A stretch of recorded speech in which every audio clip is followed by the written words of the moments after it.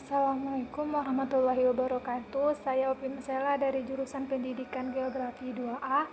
Baiklah, di sini saya akan membuat video bentuk lahan organik. Bentuk lahan organik adalah bentuk lahan atau landform yang secara alami terbentuk dari proses kegiatan makhluk hidup. Contohnya yaitu bentuk lahan terumbu karang.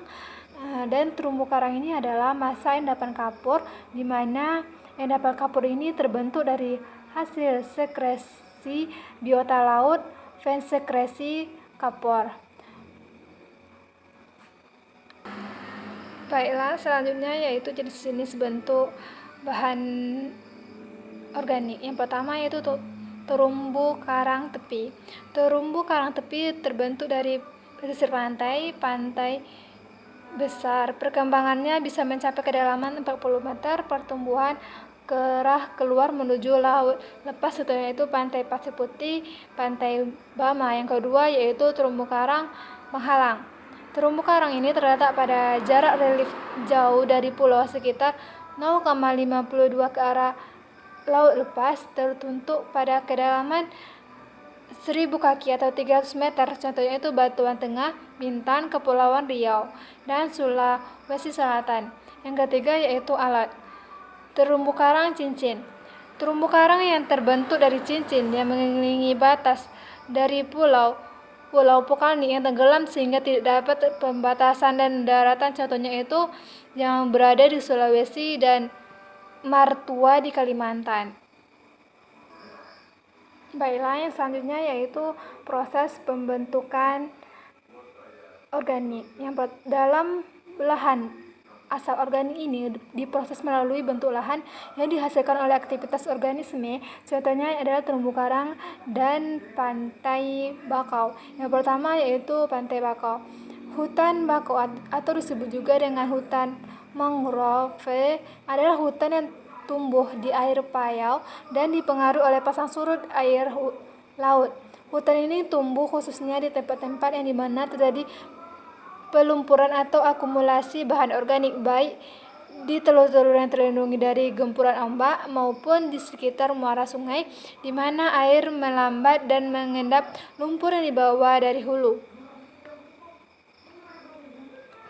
Dan yang kedua yaitu terumbu karang. Terumbu karang merupakan sebuah ekosistem perairan yang dihuni oleh berbagai organisme yang berasosiasikan dengan karang membentuk zat kapur. Terumbu karang dibentuk oleh aktivitas hewan karang, yaitu simbiosis antara polip dengan alga zooxanthellae serta organisme penghasil kapur lainnya.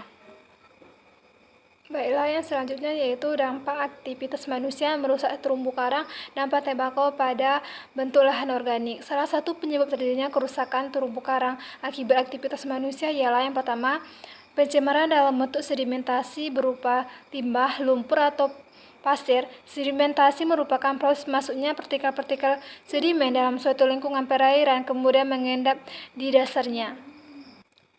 Dan yang kedua yaitu merusak ekosistem terumbu karang disebabkan oleh faktor alam dan faktor manusia. Kerusakan disebabkan oleh faktor alam, misalnya perubahan suhu air laut, topan, perubahan iklim global, gempa bumi, letusan gunung Merapi, pemangsa, dan penyakit dapat merusak ekosistem terumbu karang yang disebabkan oleh faktor manusia. Baiklah, yang selanjutnya yaitu klasifikasi terumbu karang pada bentuk lahan organik. Dari ini dapat kita pahami bahwa yang pertama yaitu berdasarkan kemampuan memproduksi karang. Dalam ini terbagi menjadi dua, yaitu karang hermatifik dan karang alhermatifik. Yang kedua yaitu berdasarkan bentuk dan tempat tumbuh. Ini terbagi menjadi tiga, yaitu terumbu karang dan karang terumbu. Dan yang ketiga yaitu letak. Berdasarkan letak. Dalam berdasarkan letak ini terbagi menjadi 4. Yang pertama yaitu terumbu karang tepi, yang kedua terumbu karang menghalang, yang ketiga yaitu terumbu karang cincin, yang keempat terumbu karang datar. Baiklah, sekarang tentang manfaat terumbu karang. Dalam manfaat terumbu karang terbagi menjadi dua, yaitu manfaat langsung dan manfaat tidak langsung. Yang pertama saya akan membahas tentang manfaat langsung. Dalam manfaat langsung ini terbagi menjadi 3. Yang pertama yaitu sebagai tempat hidup ikan yang banyak dibutuhkan manusia dalam bidang pangan, seperti ikan karapu, ikan barong, dan ikan ekor kuning dan batu karang. Yang kedua, pariwisata. Wisata bahari melihat keindahan bentuk dan warnanya. Yang ketiga itu penelitian dan pemanfaatan biota perairan lainnya yang terkandung di dalamnya. Dan ada pun juga manfaat yang tidak langsung. Dalam tidak langsung ini terbagi menjadi 3. Yang pertama yaitu proses kehidupan yang memerlukan waktu yang sangat lama untuk tumbuh dan berkembang biak untuk membentuk seperti kondisi saat ini. Yang kedua, tempat tinggal. Berkembang biak dengan cara makan ribut jenis ikan, hewan, dan tumbuhan yang menjadi tumpukan kita. Yang ketiga itu Indonesia memiliki terumbu karang terluas di dunia, sekitar 6.000 km persegi.